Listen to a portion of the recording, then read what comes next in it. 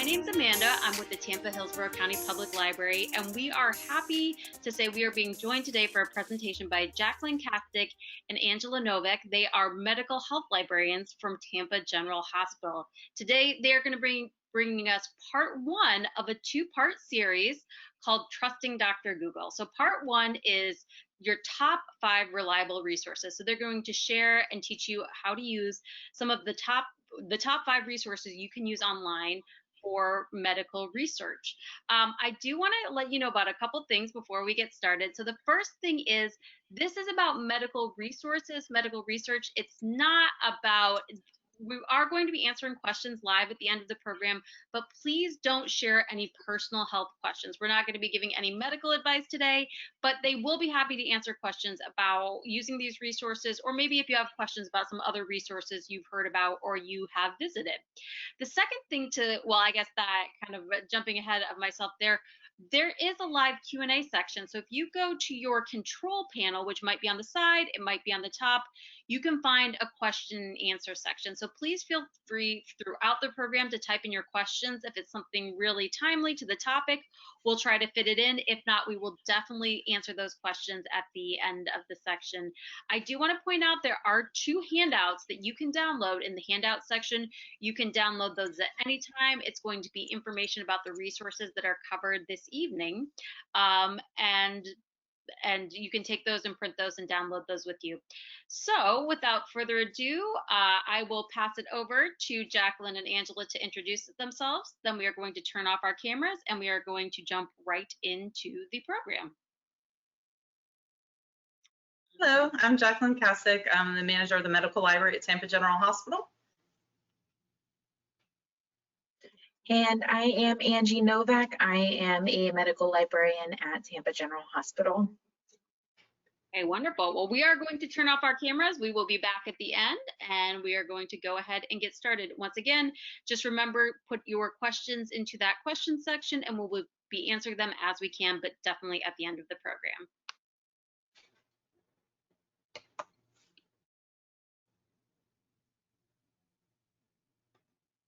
All right, so as mentioned, we are medical librarians, and just for those who don't know, because I know a lot of people, even people who work in the hospital, don't really know what a medical librarian does, but we assist all employees, could be doctors, nurses, pharmacists, physical therapists, nursing students, medical students, and even hospital administration. And we help them find evidence in the medical literature that can help them make patient care decisions to ensure that we as an organization are providing the very best cost-effective care with quality and safety in mind. So most major hospitals have medical libraries.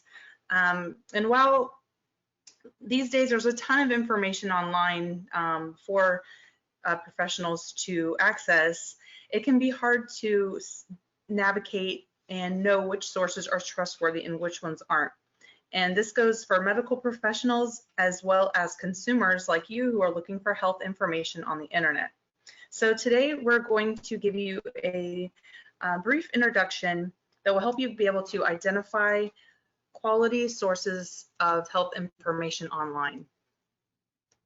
We're also going to look at what health literacy is and why it's important. We're going to give you our top 5 websites for high quality, reliable health information. And then we have a few additional resources that we're going to share with you. So before we get started, we do have a quick video that we like to show because it illustrates kind of what it's like when you go online to look up your symptoms perhaps. And to be honest, I've done it. I'm sure everyone else has probably done this at some point. But when you're watching this video, just kind of think about if WebMD was your doctor. And Amanda, you could play the video.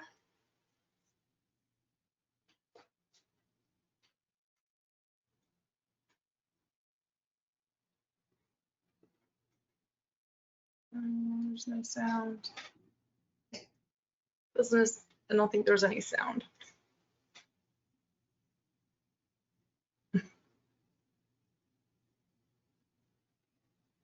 Okay, let's go ahead and try this again. So we've got the sound.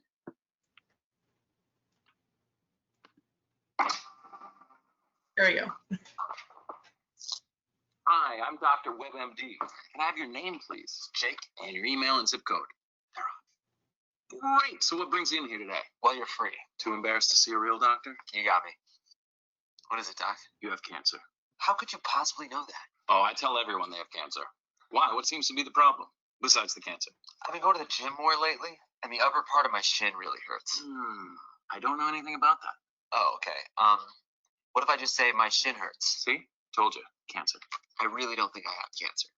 Nobody ever thinks they have cancer. The symptoms can take many different forms, such as throbbing in head, runny nose, mild cough, stress, or one of 14 other things. Do you eat vegetables? Yes. 13 other things. But I have to tell you, 8 of them are STDs. What should I do? Xanoplex? Jesus. No. Tell you what, I'm going to write you a prescription for 10 tips on how to have a healthy summer. And don't forget to bring a beach ball. See my nurse on the way out. She can recommend some great beach ball clinics on the west side. How does that help my shin? For a more complete examination, please see a doctor. What are you? I really think that you should use some Xanoplex. You just take a small dab, rub it on your belly. Enough with the Xanoplex. Sorry about that. They're one of my sponsors. You know what? I'm leaving. And who are you going to see? You don't have health insurance. I guess it starts acting out mostly when I'm going up the stairs. It's definitely AIDS.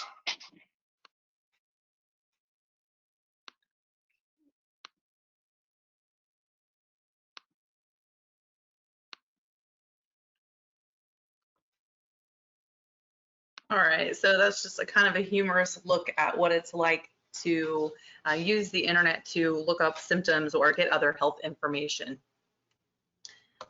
Before we go, before we get any further, I just want to give a disclaimer that health information found online is in no way meant to substitute medical advice from a medical professional. You always want to take what you find and bring that to your provider to help you make better healthcare decisions.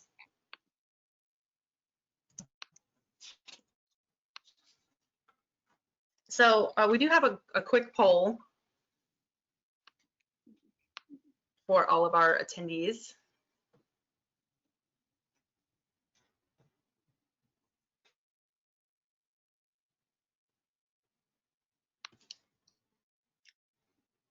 I'm not sure what they can see. Our first poll question is, have you searched for health information online, yes or no? And then I'm going to let you know, we've launched the poll and 100% have responded yes. All right. Oh, well, I'm not surprised with that answer. Okay. So when we look to the internet to find information on health and medical topics, this information is called consumer health information. So the definition is any information that enables individuals to understand their health and make health-related decisions for themselves and their families. And being able to use this information to make healthier decisions is a key component of health literacy. And we can't begin to talk about searching for health information online without first talking about health literacy, which is the ability to obtain, read, understand, and use healthcare information in order to make appropriate healthcare decisions and follow instructions for treatment. Having high health literacy empowers patients to engage with their healthcare providers by helping them identify what questions they may need to ask about their health. It also arms patients with evidence to make informed healthcare decisions. So why is health literacy important? It is an essential life skill for individuals, and not just on a personal level for people to make informed healthcare decisions and be more engaged with their healthcare. It's also, health literacy also has several impacts on our society. It's a public health imperative. Building health literacy improves overall population health. It's also part of social capital. Low health literacy is a strong contributor to health inequalities. And finally, it's an economic issue. Low health literacy costs the U.S. economy approximately $73 billion a year. So the more we raise health literacy, the more our economy can save from additional hospital visits, higher healthcare costs, and a number of other factors that cost us money. now that we have covered why health literacy is so important, we can talk about what you all are here for, online consumer health information. And we do have our next poll here asking. Going to go pull up. Okay, thank you. And we're just asking, what do you search for health information, or why do you search for health information online? What kind of information are you looking to find? And then if they wanted in this something else, you can put, if you have a suggestion or a recommendation, you can put it in the question section and we can read that out loud.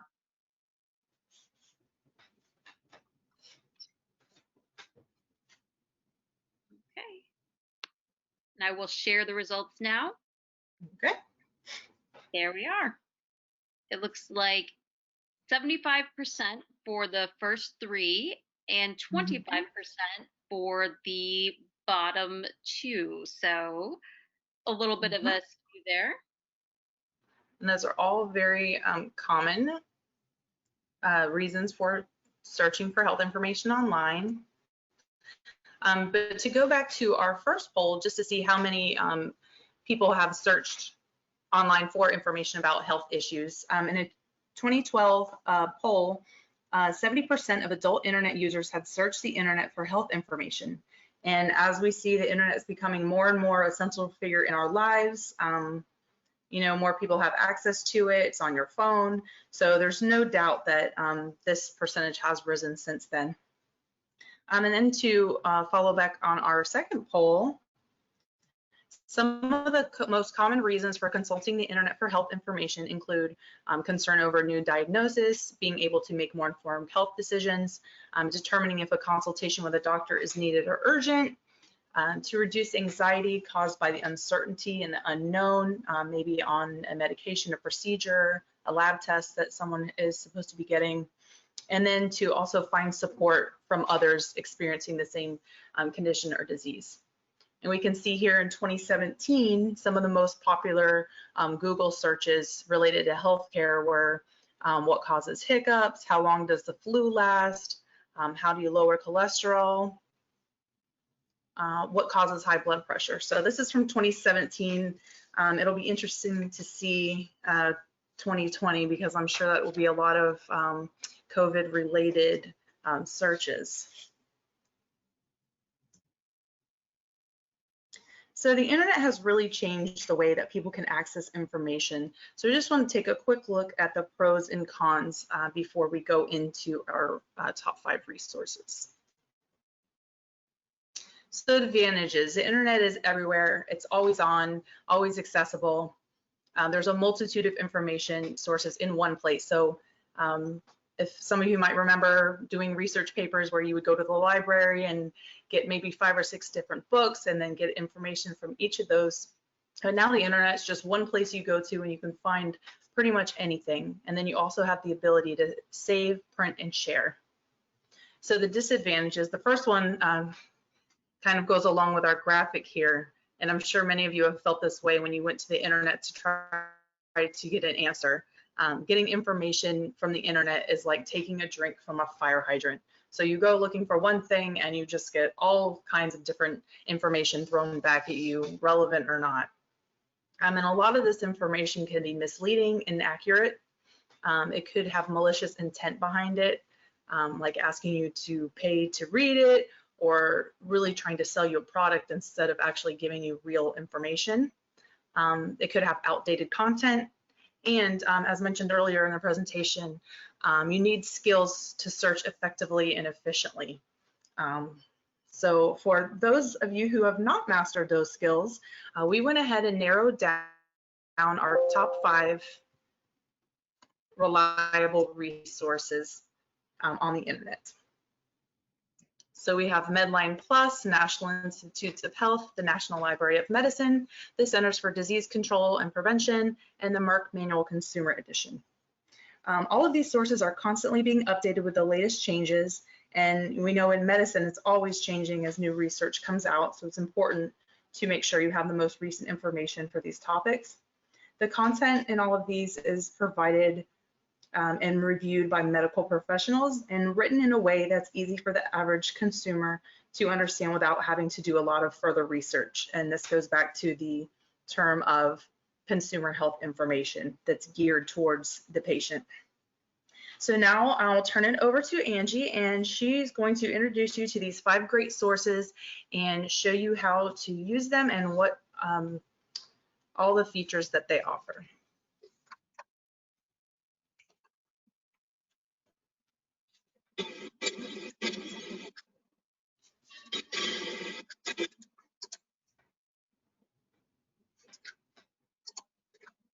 Okay, thank you so much, Jacqueline.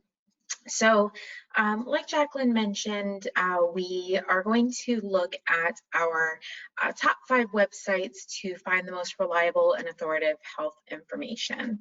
And that includes Medline Plus, National Institutes of Health, National Library of Medicine, the CDC, and the Merck Manual Consumer Edition. So we're just going to take a look at each one of those in a little bit more in-depth view. And all of them have some overlapping information, but you'll find some special features on each of them that will serve different purposes. So the first website we're going to look at is Medline Plus. And the basics for Medline Plus is that it is made available to the public for free by the National Library of Medicine. The information that you find on Medline Plus does come from reputable expert sources. It's going to be easy to read and understand health information that is kept up to date. And you're not only going to get information in English, but you can also access information in Spanish and across different mobile platforms. So those are the basics of Medline Plus. We actually have a video that just kind of goes over a tour of Medline Plus, shows you how to access some of the different features like how to find health topics, drugs and supplement information, and things like that better than really any of us can explain. So we will play that video now.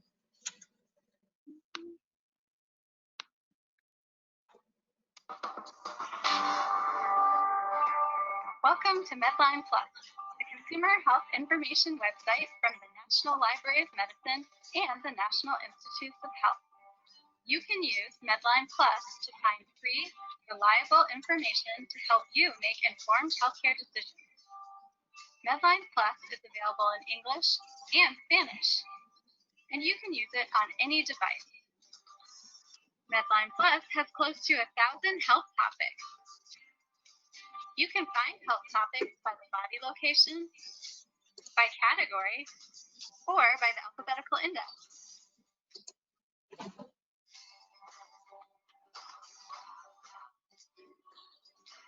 Here's the health topic page on back pain.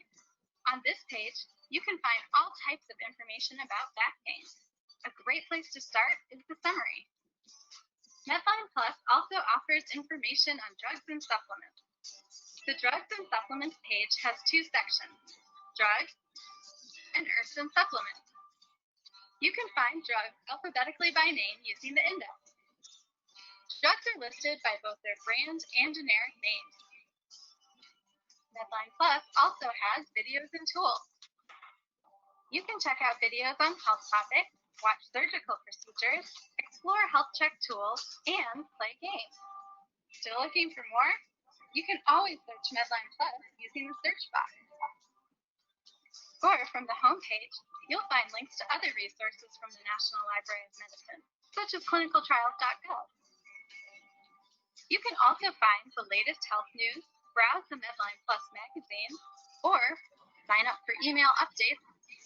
If you enjoy using Medline Plus, share it with your colleagues, family, and friends. Medline Plus, trusted health information for you.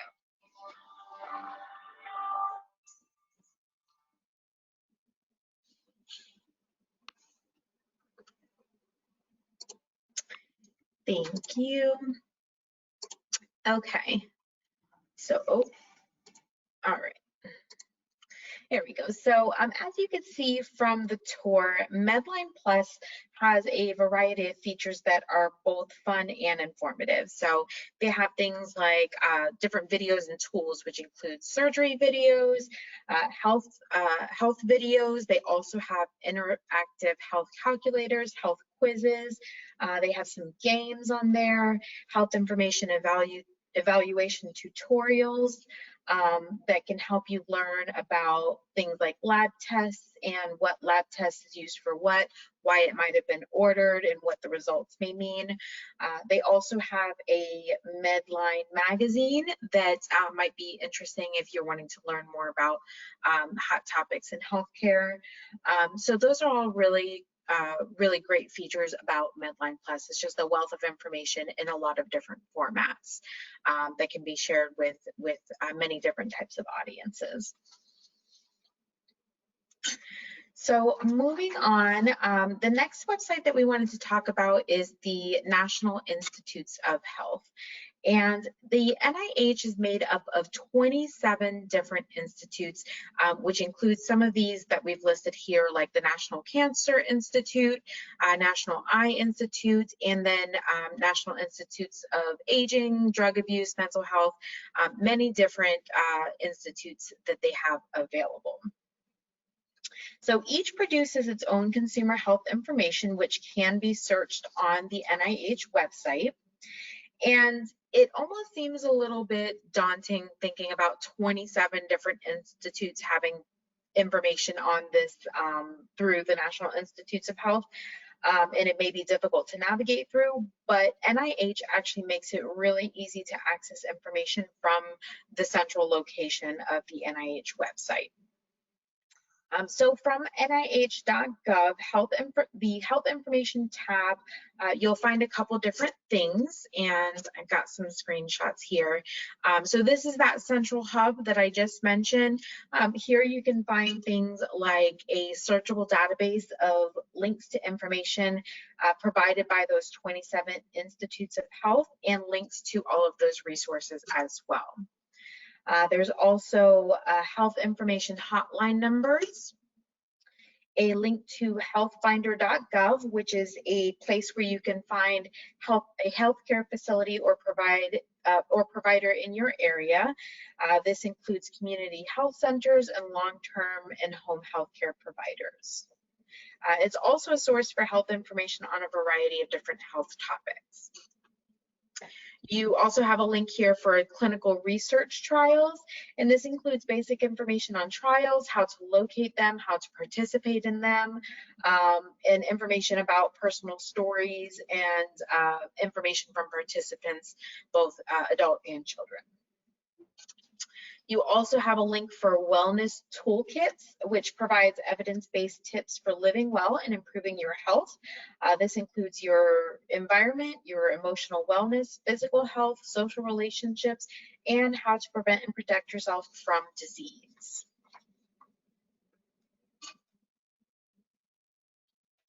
And then we also have a link here for tips on how to communicate with your doctor. So if you want more information on sort of what questions to ask so that you can really take an active role in your healthcare, this is a great place to start with getting that communication started and learning what is best to ask your healthcare provider. All right. Now, one part of the National Institutes of Health that I like to mention, it's my favorite feature, is the Dietary Supplement Database. And I like to mention this just as one of my favorites because it is a place where you can find full dietary supplement label data.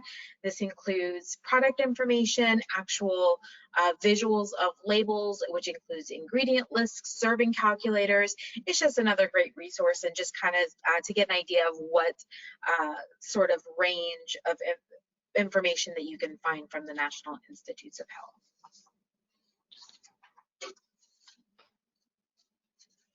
All right, so the next website in our list of recommended sites is the National Library of Medicine.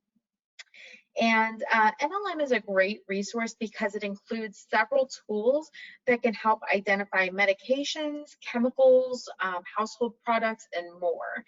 And all of the following resources that we're going to talk about are available on the NLM website. Now, unlike NIH, it can be a little tricky navigating the site, so we do recommend searching for them by name on a search engine, whichever your preferred search engine might be.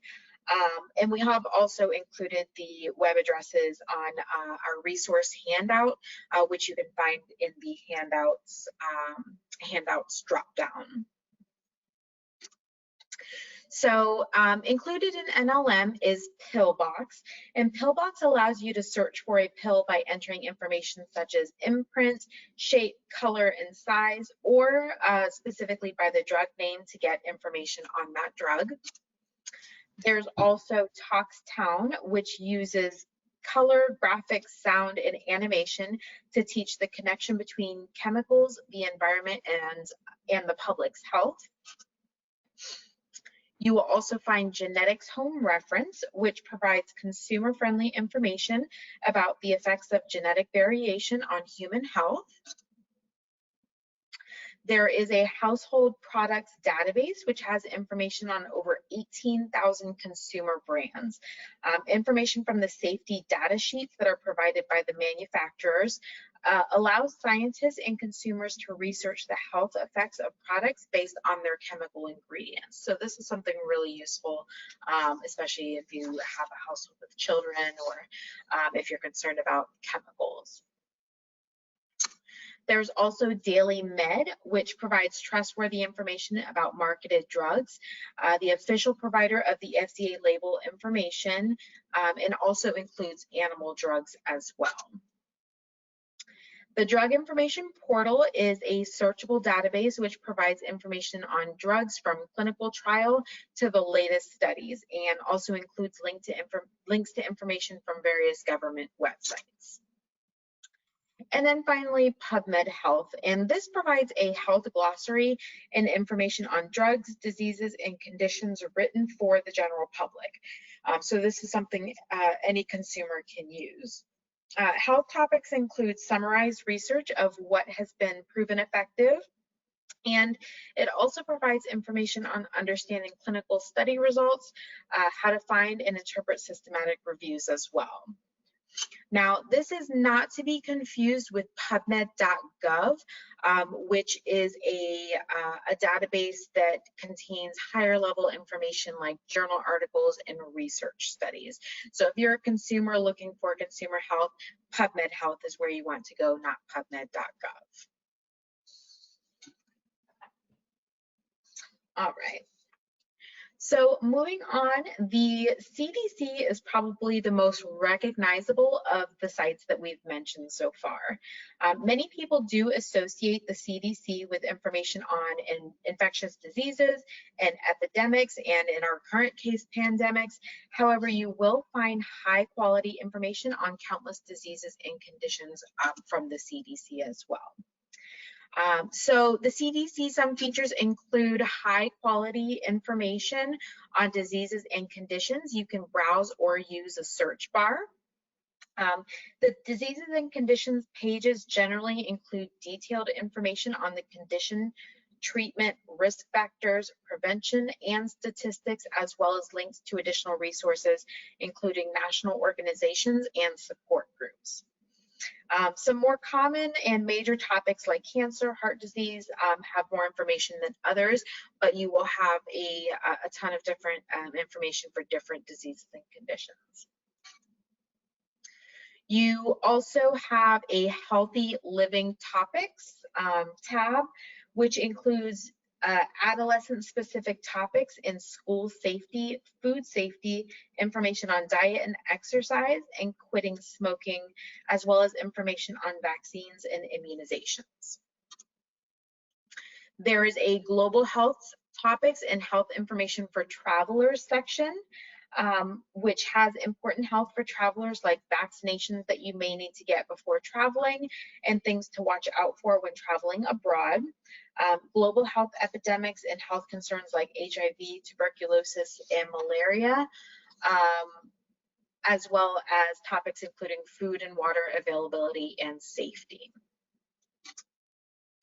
And then something we all know all too well about living in Florida is emergency preparedness.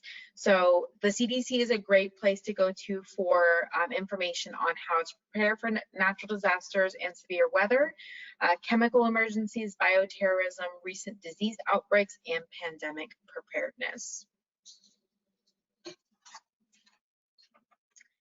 And then the final resource that we include in our list is the Merck Manual Consumer Edition. The Merck Manuals have been a global standard in medical reference for doctors and medical students since 1899.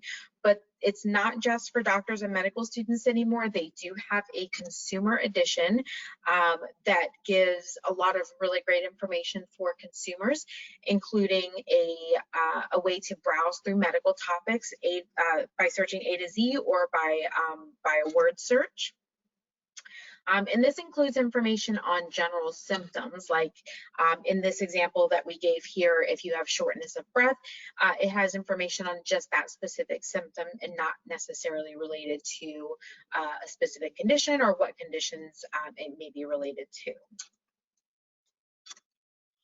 It has information on medical emergencies and first aid, drug information, which includes a drug information search for a specific drug, A to Z drug name list with brand name and generic names, natural product search, information on drug interactions. So if you enter in 2 different drug names to search for adverse reactions, it has that available, as well as a pill identifier where you can type in the description of the pill to find out what it is. It also has news and medical professional commentary and additional resources. And this is just an example of some of the additional resources that are available through the Merck Manual. You've got quizzes, self-assessments, medical terms, so you can look up medical terminology, abbreviations, things like that.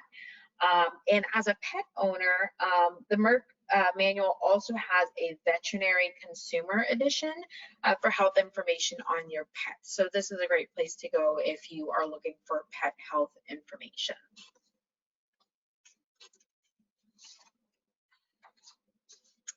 All right, so those are our top 5 resources that we recommend using if you are looking for health information, because those are the reputable places that you can get information from.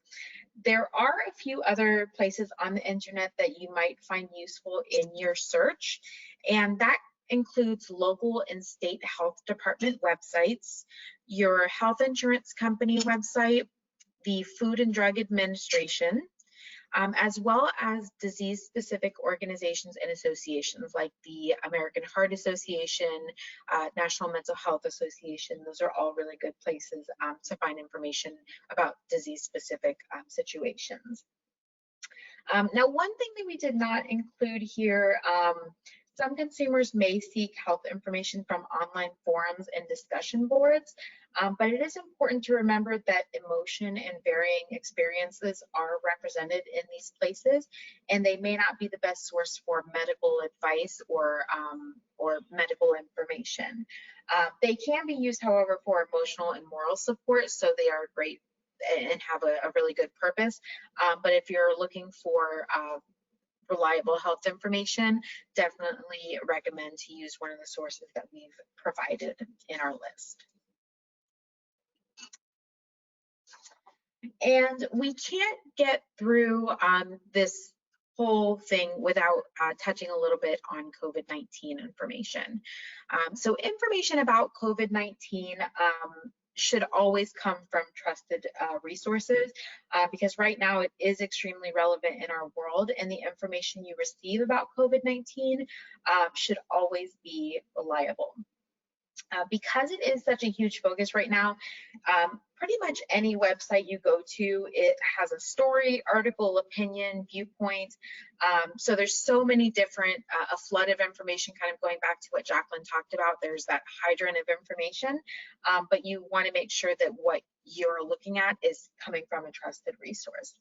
So all of the sites that we've mentioned here today, Medline Plus, NIH, the National Library of Medicine, CDC, and the Merck Manual, all have pages devoted to COVID-19 and can be used as a great place to get facts and information about the pandemic. A couple other really good places to get information from is going to be your local health department, as well as national and state governments. And we do recommend this because, you know, the information that you're getting here isn't biased or have an agenda. So we want to make sure that you're getting, you know, straight to the facts and the information that's important to keep you safe.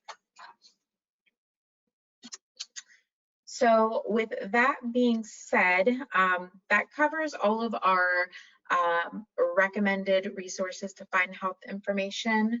Are there any questions that anybody might have? Okay, we do have some questions. So let's go ahead and we'll come back on. And I'm going to read some of the questions. Well, first, I want to start with a comment that just says, it's really well done.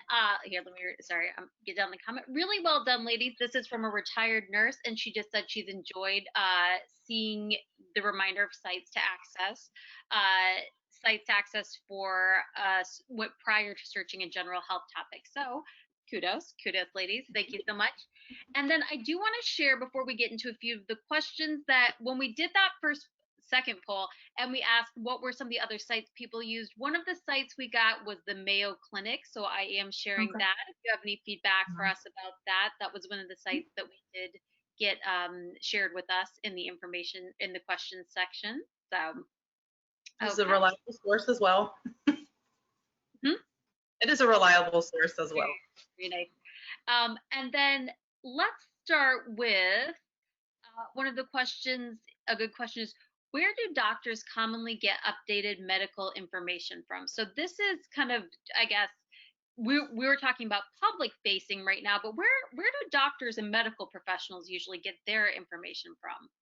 Mostly from their medical librarians. No. The source that most physicians use, I would say, is probably PubMed.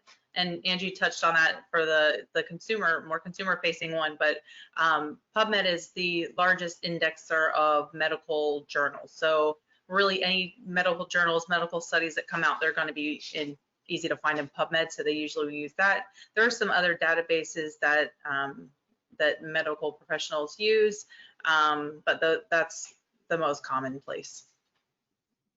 So another question I want to ask is, we talked about some reliable resources. Do either of you ladies have any tips for, I guess, avoiding scams or avoiding misinformation? What are maybe some things, like you said, any things that's going to charge you maybe to read it, or are there some other indicators that this might not be reliable information?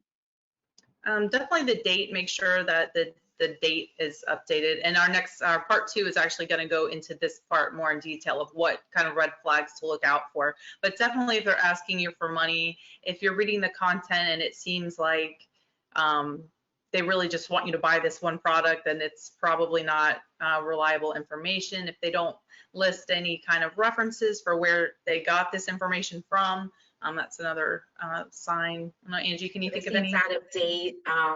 Yeah, if it looks like it hasn't been updated in a while or you can't find the date, that's a big one.